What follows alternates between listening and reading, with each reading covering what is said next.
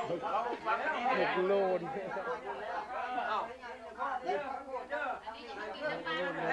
แค่ความคิดแท้คำคิดแท้ก็ให้จังเลขอาจจะไม่พบโตโลดให้มันมาฮื้อบรรพูด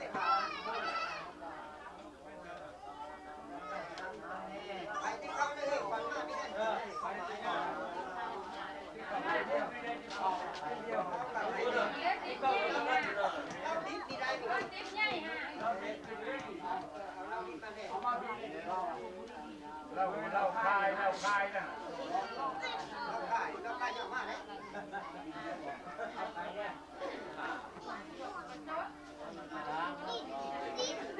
เราคายกับหาเจ้านี้ได้ไหมครับ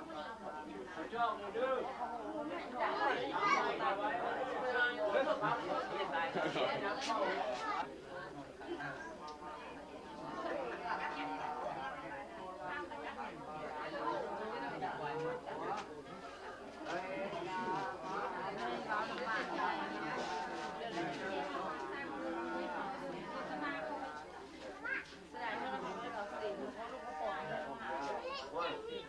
จะค่อยได้ได้จะพูดกินอาหารเราพูดทำได้ใช่ถ้าบรรยากาศเนี่ยไปเชื่อบรรยากาศตัวนี้มันมากอยู่ด้วย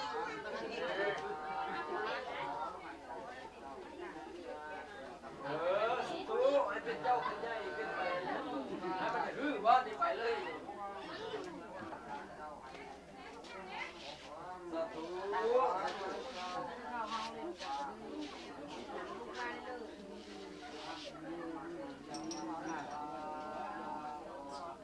ธุปานควายเนาะมีแน่เนาะได้ก็ได้ก็เลยเข้าอยู่แล้ว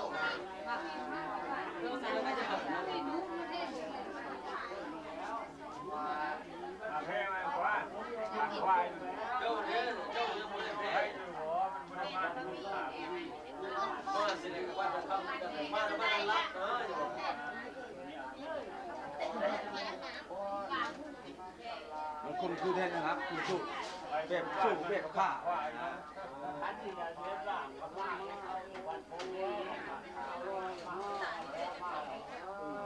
การนี้แหละเขาคนก็ต้องเป็นคนดีแหละพวกมากินนักการมุ่นก็ว่าพันลูกไก่เนี่ยแม่นี่มันว่าพันลูกสาวพันลูกไก่แล้วก็ว่าพันด้วยก็ว่าอีกวัน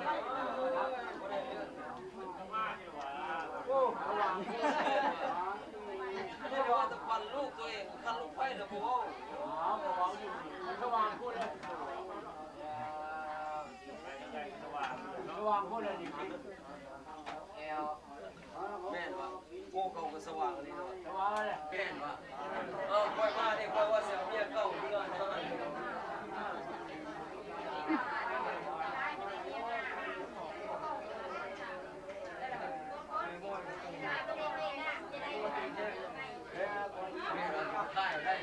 ได้เอาเมื่อได้บางสิบเปอร์เซ็นต์บางสิบไม่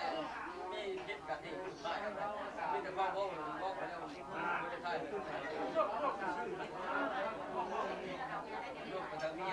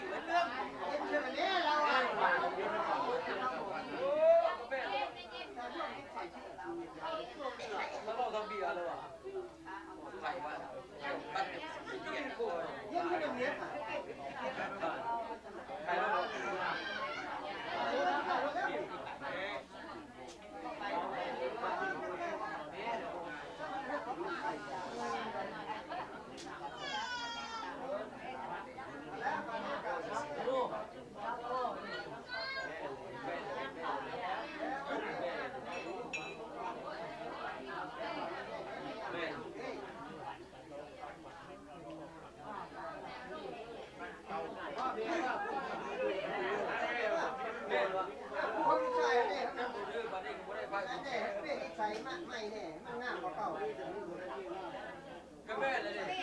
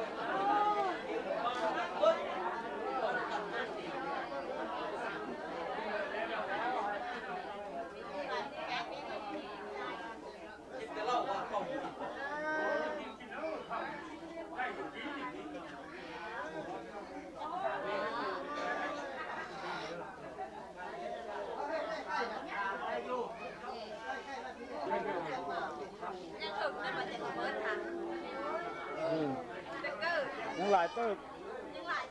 เออ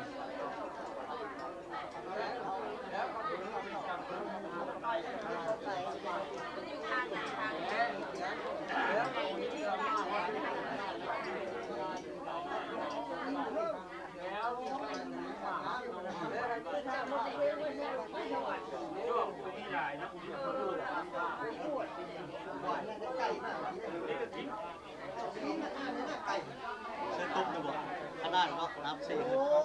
มาตุ้มเลยแต่เราไม่ได้เลย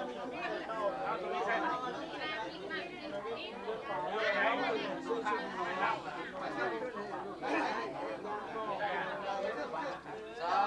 ธุ ได้พอได้อยู่ได้กินเล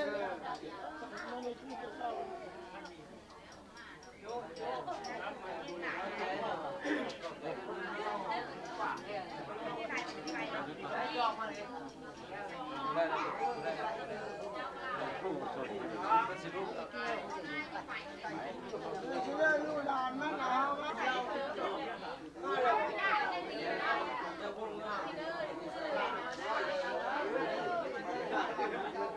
ลูกไปแม่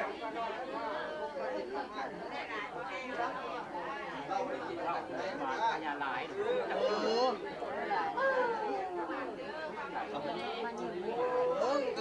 ื้อชุดกับมันดึงมาดึง เหล้าใส่ได้แม่มันเหล้ามีอยู่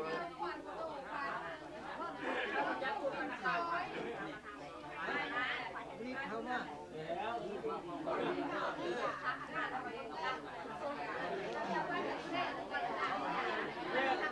โอ้ย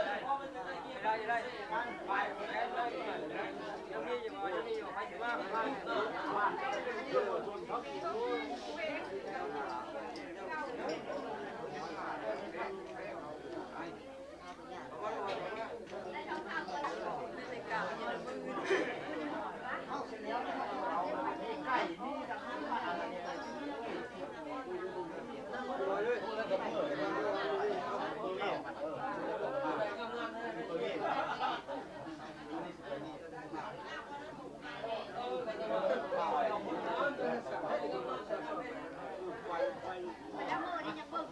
พอได้มาดีเลย